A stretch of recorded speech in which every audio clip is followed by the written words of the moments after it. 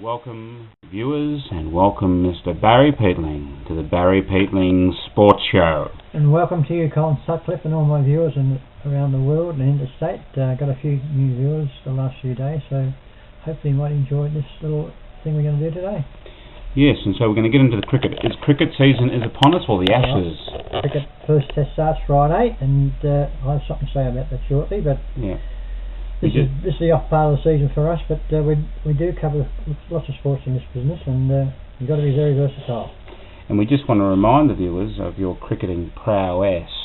Yes, I found a little cutting a couple of days ago. I just remind myself that was my not a bad sort of headline for cricket score there. So this is in the, what paper was this? This is up in Matoa in the Horsham District League. This is the Murray or the Mail Times, or Mail Times, yep. Yeah. And so it says here, Peatling's 131 left Rapanyup. No, I beg your pardon, 131 NO. NO. Not out. Rapanyup snatched the game from Matoa in their B grade match on Saturday when Barry Peatling came to light with a hand of 131 not out. In about a bit over an hour. And so if we look down at the scores here, we can see your score. But the other team made 168, and so you were chasing. I went in with 2 for none. 2 for none, there we go. So 2 noughts, and look at that. 2 noughts next to your name, 2 duck eggs, and then you came in with had a little bit of a partnership with Sprakey. Gary Sprake, my mate, yeah, he was around for about half an hour, and we put on about 80 with him, but the other fella come in. It was just Alec Matheson come in. We finished up getting the runs. Alec Matheson, yeah. Matheson, he made 16, so 17, so you had a little bit of a partnership with them and someone at the end, and then you were 6 wickets for 176 with 131, blitzed it. How many sixes, how many sevens? 6 or 7 sixes and about 12 fours. Made it about an hour. And even with one of those old bats that they had. Yeah, and that was Matting. Matting, okay. Matting up and... But I took 3 wickets in the same game, Con. 3 for 30 something, and ran 2 people out. Is it up the top there? Okay, yeah, see that. 3 for 40 and 2 run outs. Yep. Fair effort for him. And caught and bowled.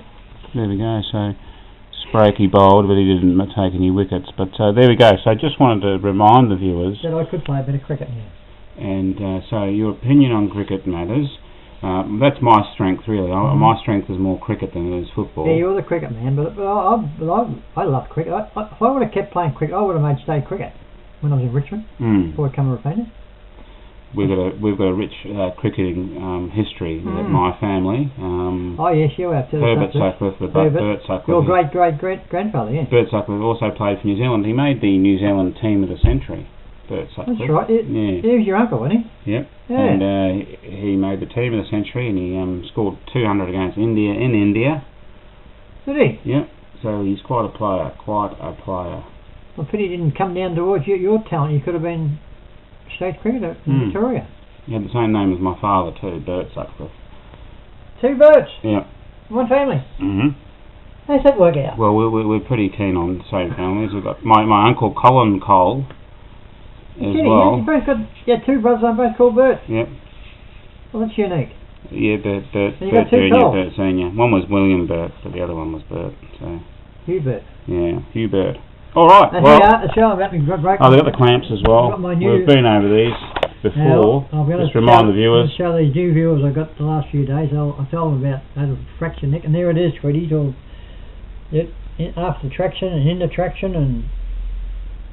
You've made a bit of a headline here. Youngster seriously injured. That's been a long time since you've been called a youngster.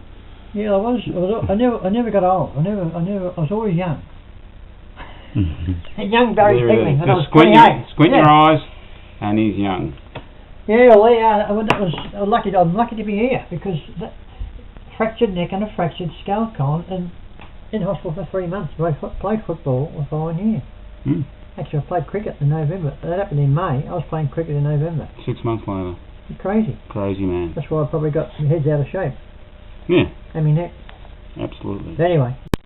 Well, let's talk about the Australian team. Ashes starts on this Thursday in Brisbane. Thursday, that's right. It's Thursday, yeah. So in 3 days' time. So we've got a little bit of a jump on the rest of the population. Well, we've got to get in first. We know that the Australian Test selectors have made their selections, but Barry's going to tell us his No, I shock. haven't even told you, and I'm telling Haven't you even now. told me. I'm just going to hear this live on the spot. This is going to be as live as you could ever get live. And So what's your big change? I'm dropping Mr. S. Watson for a Jimmy Faulkner. Okay, so you're keeping the same squad? You want to make... Keeping that squad, just dropping Shane Watson to 12th man, have James Faulkner in the side. He is one of the best all-rounders around at the moment. I don't know why he never got in. I'll tell you, Mitchell Johnson's a bit lucky in my side too. Into this team, but he's been going to do everything the last 3 years. And I reckon he's going to do it again this year. But he doesn't produce, Colin. He's a bit like Watson. He's a bit hot and cold. And you know what? When he's bowling well, but he has some horror spells. He does. He gets whacked around. They whacked him around over in England last year. I mean, they all get saying, "Oh, Mitchell's going to terrorise." He had a chance to terrorise him last year. It's no good at all. Yeah. But he might come good. But if he doesn't come good, I reckon he might be on his last chance too. Yeah. But Watson, he gets injured too much. Look, if he was a footballer, I know he's not nothing to do with cricket. You don't go out in the ground half a hamstring. His hamstrings just is shot. hanging on. But some are saying that Faulkner's a bowling all-rounder. He is an all-rounder, full stop. He's going to be, I reckon, he's going to be a bit like Mitchell Johnson when he first started. He was the superstar when he first started. And he made a lot of hundreds. Mitchell Johnson made 2 Test hundreds. Yeah. But Faulkner, he's just got everything. He's got the pace, and he can bat. He can bat about number 8 or 9. I think he got a couple of hundreds recently, hasn't he? Mr. Michael Clark and Mr. Darren Lehman, I reckon, give this fellow a go and get him in the action. Just repeat that again. Where would you have him batting? About 8 or 9. Well, that's after the wicketkeeper. After the wicketkeeper, yeah. So that's about right. That's where Mitchell Johnson was batting when he first. The first bowler. Yeah, but he's a unbelievable left arm, and he swings the ball, and he's got plenty of mungle in him too. He doesn't muck about. He's only 25. So what's your prediction for the Test? We'll win the Test for sure. Easily? I reckon we'll win half day to go, spare. Okay. So I'm gonna back him there about $2.70, I think. And you're happy with Lyon as the spinner? He's just in there for his looks too, I think. Do you want Fawad Ahmed or Ashton Agar? I was trying to think of your name. I know you rang up last night. The fellow made 98 in his first Test. Agar. He should be Ashton Agar, isn't he? Yeah. I would give him. Well, it's too late to get him in this Test, but he hasn't been taking any wickets. If he can get some wickets and get his form back, and he's only 19 now. So he might be the future. Well, I think he's a future all-rounder. Yeah. Oh, Richie Benaud. What about Sachin Tendulkar, his retirement? Well, he's been retired about 5 times in the last 10 years.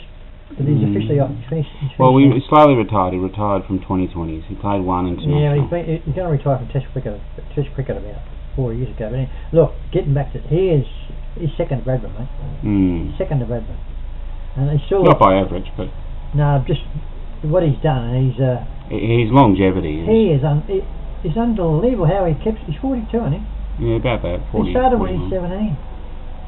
No, 16. Yeah. First Test. He's been playing 24 years. He's a fair income superstar, mate. He's a legend. 200 Test matches. I don't know. He's got 100 first-class centuries. 100 first-class centuries. 100 hundreds he got recently. That includes in one-dayers and. What's he got about 12,000? He's made a double 100 in a one-dayer a couple of times. Look, he's just he's a little gentleman too. Yeah. He's only 5 or 6. Yeah. All right, so there we go. We have Barry's prediction that Australia will win fairly easily in the cricket. Yeah. But we look forward to that Test match on Thursday, and we'll have all the updates on by next Monday, and the result as well. Well, we first tune into the Picton's channel and get the first hand, and I think that I reckon we'll win the series 2-1. Yeah. Okay. 2-1. There's your prediction. Yep. I reckon it'll be pretty close as well. Maybe Australia winning 2-1 They're getting very cocky, the Pommies now. They're coming out, I think the game's over. Yeah. They are. They're walking around like, we're going to stick it up. And Carberry to debut for England. Is he? Opening batsman. That's my prediction. Well, they've got some good batsmen. He's a dark fella. Yep. Dakar. Yeah, opening. Paki. No, he's African descent. Was he? English African. The only problem we got to worry about is a fellow called Jimmy Anderson. He's the best bowler in the world now. And Swan. And the best spinner too, yeah. But if we can get all of them earlier in the game and hit them out the ground and get them off their length, we'll... I'm predicting... Jimmy Anderson's a very, very good bowler. I'm predicting Finn to be the third seamer for them, but Boyd Rankin, the ex-Irishman, may make a debut, a shocking debut. Did he play? He debuted last year in England, didn't he? Yeah, for 1 day. He hasn't played for test matches, but he's played for in the World Cup for. He hits the ball hard. For Ireland. No, bowler, tall bowler. Bowler, is he? Tall bowler. That's Ian Morgan you're thinking of. This is a very Morgan, tall. He open, yeah. Very tall bowler. Is he? Anyway, so that's our predictions. Any Cheerios, Barry? Well, there's always Cheerios. To all those people in the Philippines, at least they're getting a little bit back to normal, getting some food in their stomach the last 2 or 3 days, and because Annie and Carla and Joe Van wasn't too well last week, he was in the wheelchair, and Marlon, they're all kicking on up there, and little Carla was a bit crooked the last couple of days, but she'll be alright, she'll come good. But good Cheerio to all the Filipino people. I hope you're getting some food in your stomach and getting a few houses, new houses built next year with some bricks. Have they got any bricks over in the Philippines? No. Build brick houses.